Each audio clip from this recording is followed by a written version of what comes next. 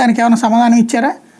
ఏమన్నా మేబీ రేపు రాధాకృష్ణ గారు తన ఎడిటోరియల్ కాలంలో ఏమన్నా రాస్తారని చూడాలి, వాళ్ళు ఎట్లా రాశారు ఈ పాయింట్ అన్నటువంటిది. అది పక్కన పెడితే అక్కడ కథ నడిచింది. బేసిక్గా ఏమైంది, అక్కడ రివర్స్లో ఈయనకి ఏం వేసాడు, పేరు అనౌన్స్ చేసేసి 10 మంది ప్రపోజర్స్ చాలు కదా.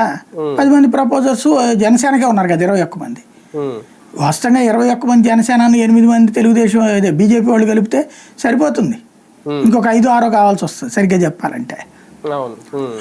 అవసరం లేదు కదా, ఇప్పుడు గొడవలు పెట్టుకోవాలని కాదు కదా, అనౌన్స్ చేసేసారు. అందుకనే లోకేష్ విష్ణుకుమార్ రాజు దాని మీద సంతకం పెట్టినటువంటి పరిస్థితి. కాబట్టి తన సీట్ తను గుంజుకున్నాడు. వాళ్ళకి ఇవ్వకుండా లాక్కోవాలి, దాని మీద కర్చీఫ్ వేసేయాలని వీళ్ళు ప్లాన్ చేశారు. కర్చీఫ్ తీసేసి తనకి ఇనప రాడ్డు గుచ్చేసాడు దాని మీద పవన్ కళ్యాణ్. అంతే తేడా. ఆయన ఎత్తుగడ, ఆయన వ్యూహాలతో ఆయన సిద్ధంగా ఉన్నారు. అంతే. నాగబాబు గారితో కోట అయిపోయినట్టేనా సార్? ఇంకా ఇందులో జనసేన కోట అయిపోయినట్టేనా? అంతే కదా, ఒకటి ఎమ్మెల్సీ అనుకున్నారు, ఇచ్చేశారు. మంత్రి పదవి కూడా ఇస్తారు, ఆ కోట క్లియర్ అయిపోతుంది. ఇంకా బీజేపీ కోట ఉందా లేదా అనేది తేలాలంతే. బీజేపీ కోట మాత్రమే తేలాలి.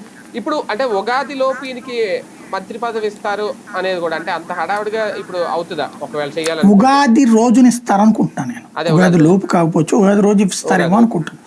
ఇవ్వదలుచుకుంటే ఆ రోజున ఇయ్యాలి.